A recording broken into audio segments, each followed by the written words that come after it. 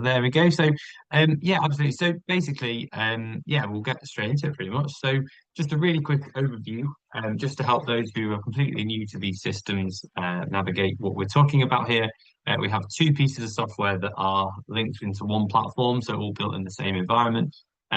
These are completely built from scratch, so they use all of the logic of previous systems that we've developed, but they are built on the new infrastructure, secure infrastructure.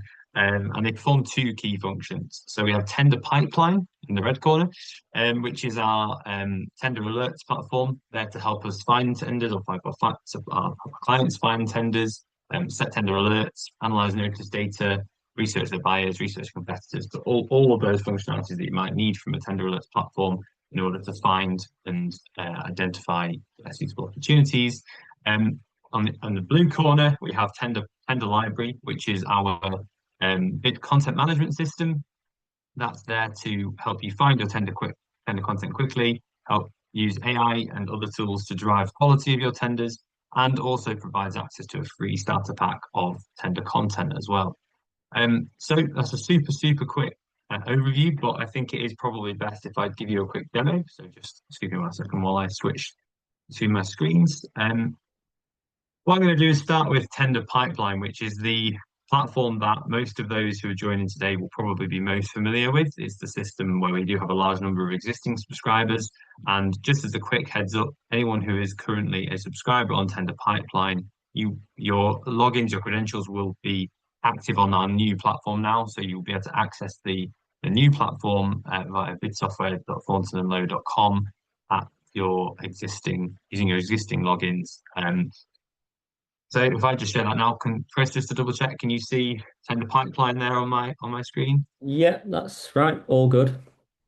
Brilliant. So we've totally rebuilt this. It's now essentially a software as a service offering, which aims to basically capture some of the benefits of our latest technologies out there and help to provide insights based on what is now a huge amount of information which we as suppliers have access to, thanks to the Procurement Act. So a whole load of new notices. For anyone who has been following tender noticing this week, you'll probably notice there's been a massive spike in notices due to some of the requirements of the Procurement Act. And this is the perfect platform where you can help to make sense of some of that data. So when I first land on the platform, I'm faced with essentially a quick search criteria. The idea being that I can quickly filter through from whether it be a quick search for the last 7 days, just to see what's recently been published, recently awarded contracts, or just to quickly find opportunities relevant to my target opportunities. So if I was to click through and search for a tender notice, just as a really quick overview, I suppose the real power in this tool probably comes from, I guess, 5 key features. Initially, just to help you find opportunities, we've really tried to simplify the search. So the keyword search is essentially AI powered now. And obviously we have a number of filters that also support that. So just as a very quick demonstration, if I was to select the procurement category of facilities management, I'm looking at casting the net slightly wider, let's say for the month of May, and I want to have a look for any tenders that have come up against those criteria. You'll see that once I've worked away, because I am doing quite a broad search there, we get a large number of potential opportunities which may be of interest to you. Some of them, as you can see by the status, are actually planning notices. A lot of them will be based on this. Some of them are actual contract notices. So if I just click into one of these, you can then see the level of detail that then goes into that information, probably familiar to those who are familiar with tender noticing more generally. But all the details that I might need to then evaluate whether this tender is for me or not. So I go back to my search results. Part number 2, that's really interesting for those who are looking to develop a bit more understanding of what they might want to bid for. Something that's very important, we believe, for all of our clients to be doing, which is to be taking that look ahead. So we really focus on, I think the core reason for this being called Tender Pipeline is using this data, we can really start to build up an understanding of what tenders are due to come out that might be relevant to us in the future. So for example, we can filter by contract award notices, look at tenders that have been awarded over a longer period of time, and see frameworks or contracts that have been awarded to certain suppliers. We can also download these results and do a series of other analysis on that on those opportunities based on those downloads. So super powerful, allows you to really narrow down. If you're looking to identify what tenders have come up in the past 4 years, perhaps 4 years ago, based on the cycle of 4 year contract length typically. What's going to be coming up that I could apply for in the next period. So really powerful. Obviously, part three to this, I think, is how you can also use it to analyze your suppliers. So if I click on any of these awarded contracts, sorry, I can see who has been awarded the contract. By doing that, I can also follow through and find information about that supplier. So I'm picking up on a very specific supplier here in terms of Edinburgh Primary School and themselves a public body, and see all the contracts and frameworks that they've been awarded. Super powerful.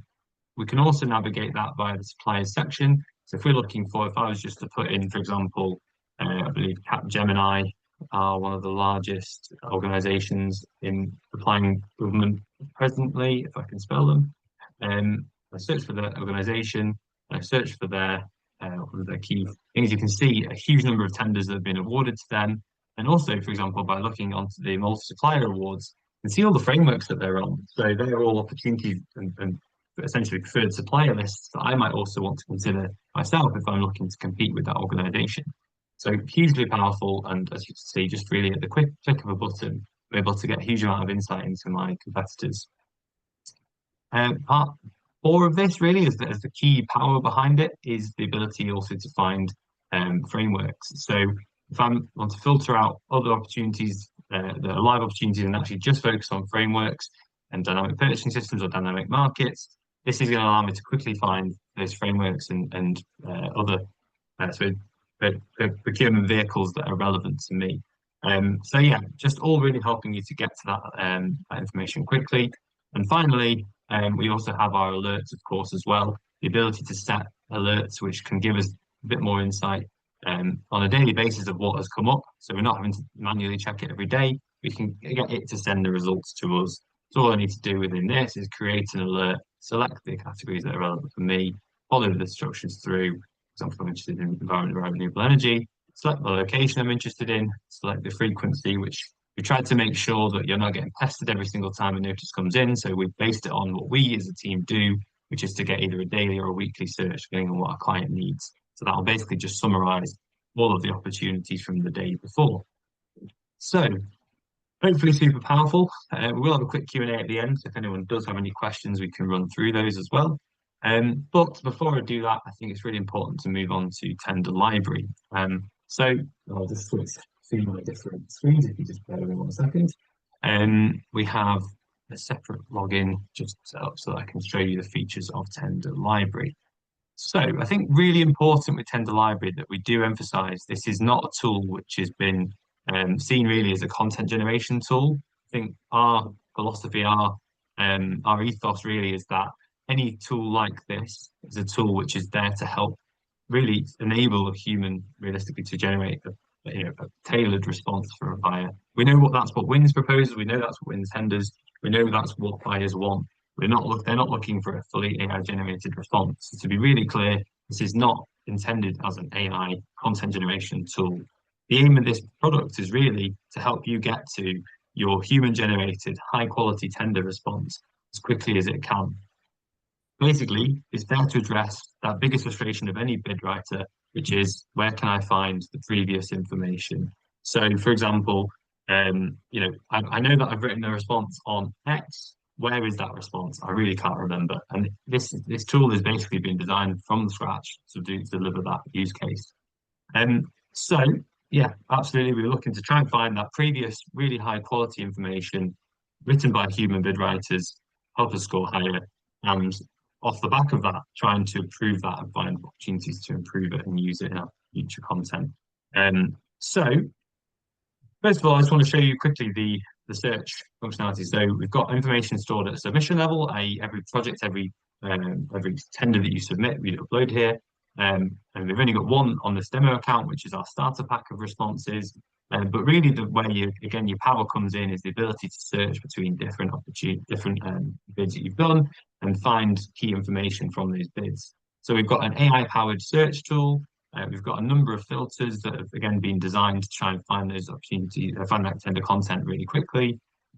And within this, we are able to, for example, do both an AI search or a non-AI search. And what I mean by a non-AI search, it's really just looking for keywords, the occurrences keywords, and trying to find those in your bid library. So that's kind of how our old system has always worked. It's been very powerful, very useful for our team. It saves a lot of time.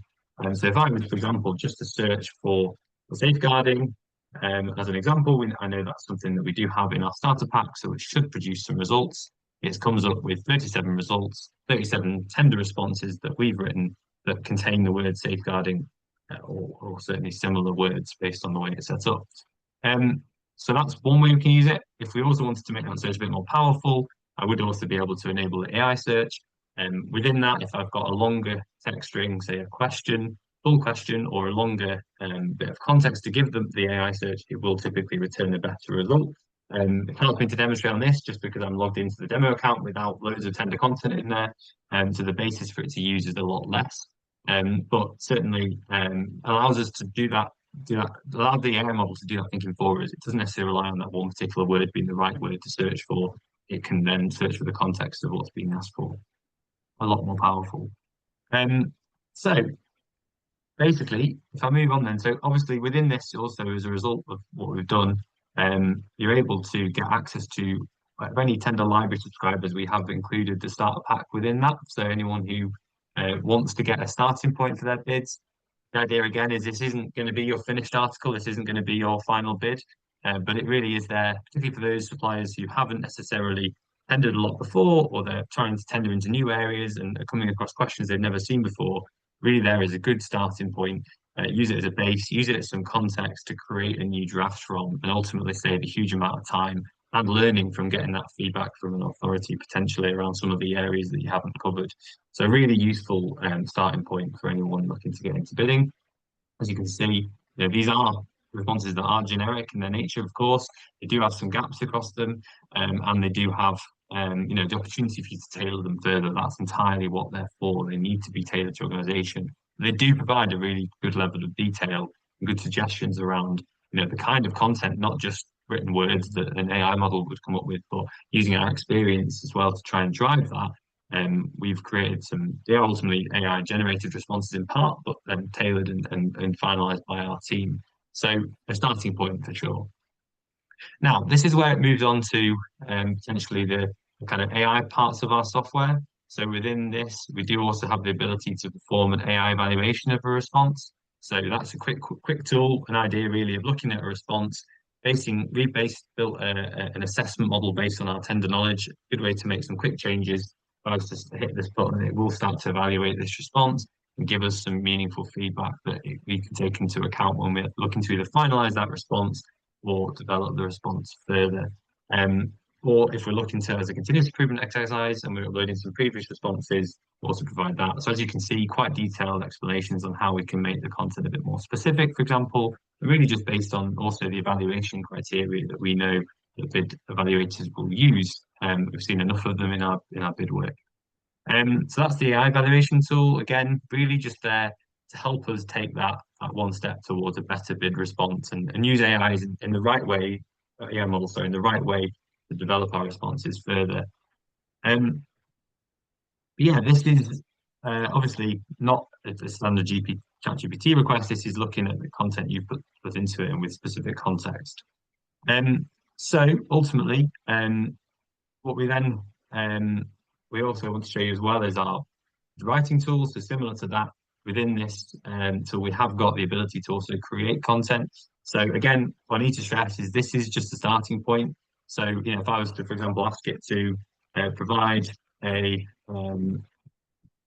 description of your safeguarding approaches to protect children and vulnerable adults, and ask it to start generating a response. It's not usually immediately quick. It's there working away through the context you provided it, ultimately providing an answer that then answers the question you put in. Essentially, again, I do need to stress this is just a starting point. And we've looked at a few different options on how we create best efficiency. You are able to actually provide context, for example, to the model to draw on the previous response you've got, start to pull in specific details, Ultimately, though, it is pulling in content that is, in this case, generic again, but again intended to be a starting point. So, but using again, context provided by us in terms of what the key things that we need people that we know that bid evaluators will be looking to provide. So, quite a key bit of functionality again that will help speed up your bid writing process. So, hopefully that gives you a flavour. There are other tools within this. Probably the best thing to do though is if you're interested in this tool, the Tender Library tool, give us a shout. We'd probably want to go through your organisation's needs and understand whether this is definitely a fit for you, but also to maybe go through the specific functions and tools, for example, a document management system within it, and see if those are a fit for your requirements. So I'm going to stop sharing my screen on that. Ultimately, I will quickly share some of my slides. So hopefully, Chris, if you could just let me know again if and when you see my slides. Sorry, 2 seconds. Is that, can you see that now, Chris? Not currently, but no, not at the moment. Brilliant. Yeah. Okay, brilliant. So our go-live plan, the good news is this is now live. So for those who are existing users of Tender Pipeline, you can log in and via your existing credentials. If you aren't already a user, please register for free. You can check out the tool there and do as much search as you need to do. And you will be able to browse tender notices and follow through some of the links into some of the detail.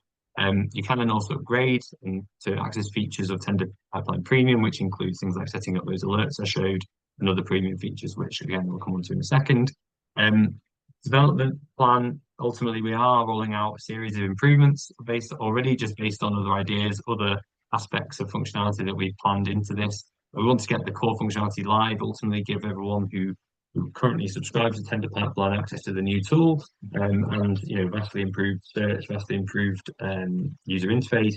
But yeah, we are actively developing this currently, and therefore, as with any piece of software, we are also inviting feedback. So those who wish to log in and if they, obviously, if anyone does find a bug, we'd really welcome the insight on that. If someone found something, we want to know. But predominantly, really, the chances that we want to get people's feedback in order to guide our next steps around development. There's a number of different great upgrades planned over the summer, which we hope will be quite exciting, and we'll obviously be the ones to keep an eye on in terms of what we're planning to do and what we've introduced. We'll obviously publish via our socials.